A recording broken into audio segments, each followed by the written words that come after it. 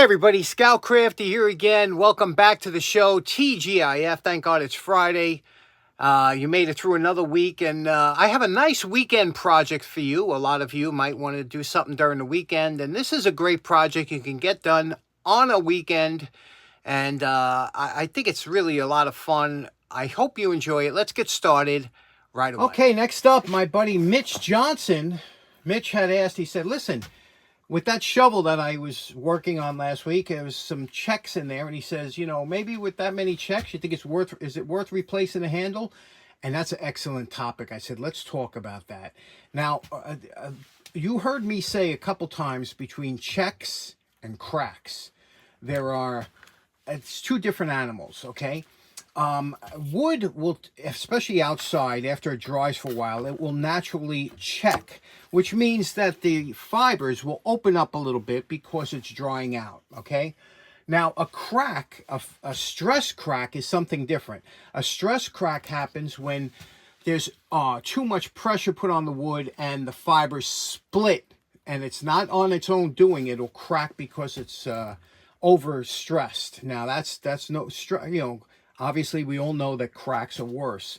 But a check, believe it or not, is natural part of the wood. Now, here's a really bad example.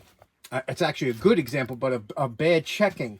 Now, this is from the hand truck project I'm doing. Now, this is actually a very good piece of wood, old growth wood. But you see all these checks in here. Now, I'm replacing this only because I'm going to do it in a stain, okay? But, and especially the end here, look at the handle. You could see here, look at that. You know, that's a real, but now you look at this and you say, yeah, that's gone.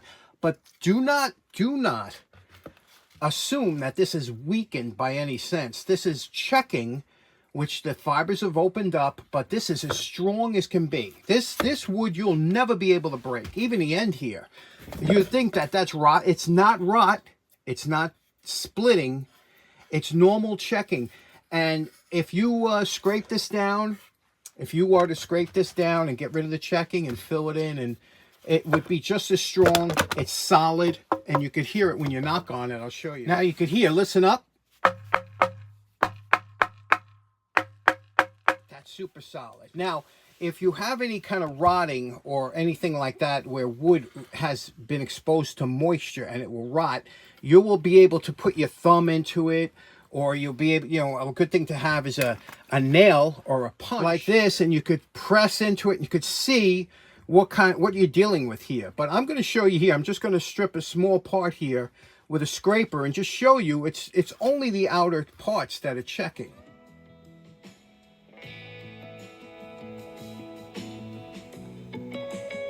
Now this is just with a little bit of scraping. Now check out that, okay? Now over here, this is the checking that was happening with the outer fibers. We scraped them off. Look at that. Now I'm not sanding or anything. That's just scraping. Look how nice that is. And again, the checking before. Now if you want to paint this, you could, like I said, you could thin out, like I do, thin out the, this is thinned out latex paint, the acrylic enamel that I was using. Just thinned out a little bit, not crazy thin. But you could see here, that'll suck into the grain, seal that up, and make a nice finish. You could see here. Now, if I was painting this, you could save this piece of wood, especially if you run it through the thickness planer or something. You really can make it nice. But here we go. This is just, again, I didn't caulk it or anything. There's a little bit of a check there, but you brush this on, sand it down, put another coat on, and you see how nice that would come out, right? And that's from this. So it depends on, there's a difference between checking and cracking, and don't confuse the two, because sometimes when they check it, that wood is, especially old growth wood, is so much stronger than the new stuff today. So there we go. Okay, next up, I have a humble collection of lawn sprinklers. I've always liked them, always found them interesting, all different types, sizes, shapes.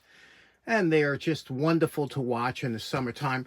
Luckily, we've had a lot of rain, and I haven't had to use the sprinkler at all this summer. But they are just lovely to look at, aren't they? And the first actual sprinkler that I saw being restored was by my buddy Joe's shop. Joe did a great job on a Rain King, and that's what actually got me into collecting Rain King sprinklers.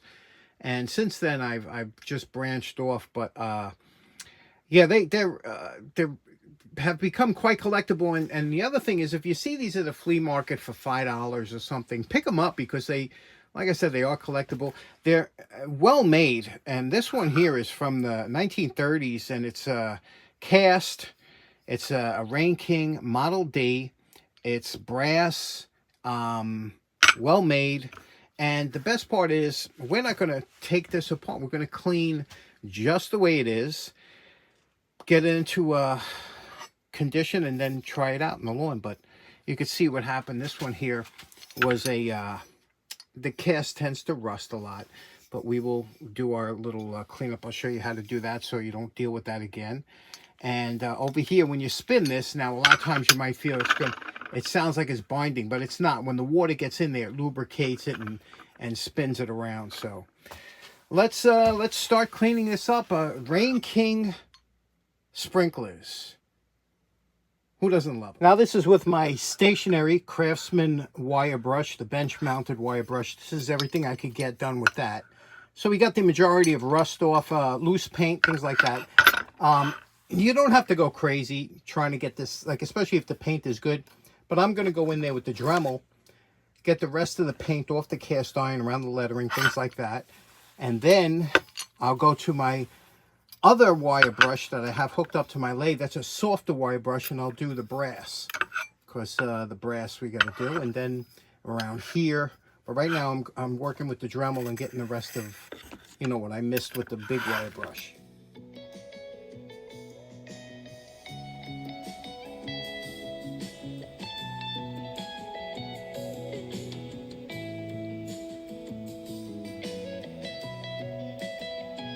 Things are going very well with the restoration so far. You could see here, we just did, and this isn't a polish. This is just getting all the tarnish off here. And then we'll do a little polish later on. Do that with some steel wool, Brillo, a little bit of the wire brush, especially on here on the castings here.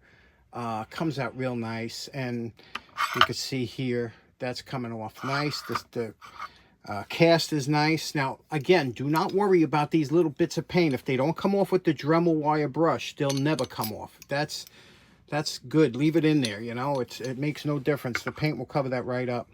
But try and get as much as you can out of the numbers, so the numbers and the letters do look sharp. Because when they look sharp, you're not putting a lot of paint on, it'll really pop and it'll look good. So that's coming real nice, right? And now we're going to, next step, we're going to hit the metal with some prep and etch. Anytime you're doing bare metal, you're going to paint it. A little prep and etch on here will seal the steel from rusting again. And you put that on, you wait 15 or 20 minutes, you rinse it off, and then you got to paint it within 24 hours. But what do you think? So far, so good. Isn't that just boy, the brass is just so beautiful on these things, huh? Everything's plastic today. Not that it's bad. The plastic lasts a long time, but nothing like these. Okay, now it's been prep and etched. It's rinsed, and we let it sit on the oil burner for about 40 minutes so it's nice and dry. Now we're going to my favorite part, taping.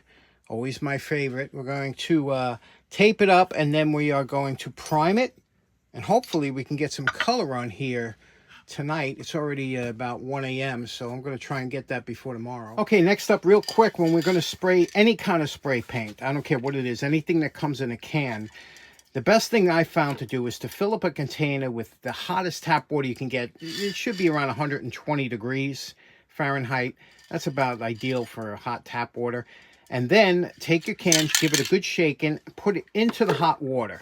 Let it sit for 5 minutes. By that time, the contents of the can will be close to 120 degrees, whatever it is. Take it out, give it a dry off the can, obviously. Give it a good shaking again, another minute of shaking, and then spray it. And I guarantee you're going to notice marked improvement in your results because the paint flows much easier when it's warm. Also, the item that you're spraying, try and warm up too.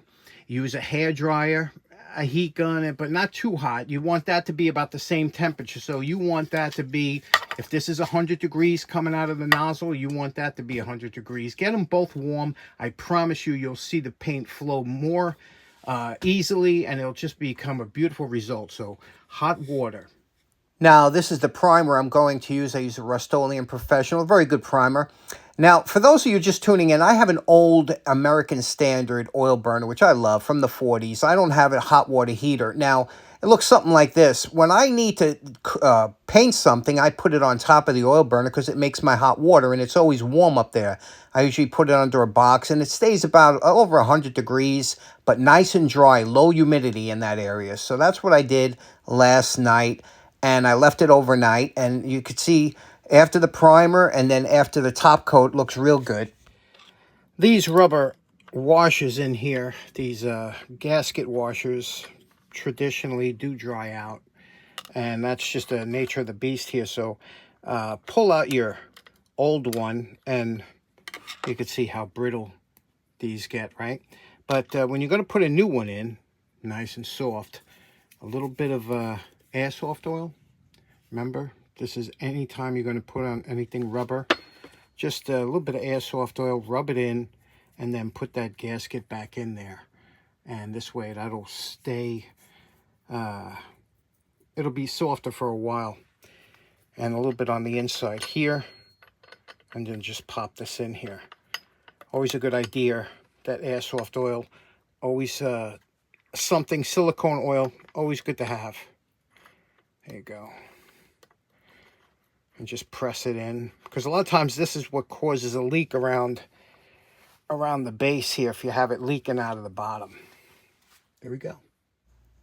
Now, you know my favorite part. Remember what this Rain King Model D looked like before we started. And we're calling this project done. What do you think about this, huh? This came out real nice, didn't it? These always do. They're just such a lovely sprinkler to work with. Now, normally, you know, my color is Regal Red. That's Scoutcrafter Red. But with this one here, and a lot of these came in different shades. They came in all different colors, or different shades of red, different shades of green. But I like Apple Red. This is Gloss Apple Red Rust-Oleum. I always like Rust-Oleum products. They're really great. And this one here, no exception. Paint dried really nice thick coating. Now I'll let this dry a week or so before I give it a final polishing.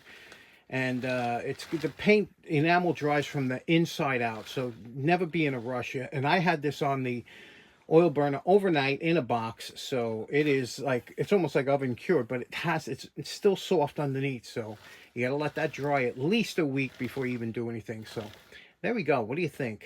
Rain King Model D, circa mid-30s. Still beautiful. I'll get, when the sun comes out, I'll show you it working. Okay, so in closing, a lot of people enjoy sprinklers, vintage antique sprinklers. A lot of people collect them. My buddy Anthony and Anthony Jr. collect them. It's a great little item to collect, although some of them have gone high up in price, but you can get these Model Ds very cheap, and they're one of my favorites. So let me know what you think about the project. I hope you enjoyed the show. We will see you again on Monday. Have a great weekend. Take care now. Bye-bye.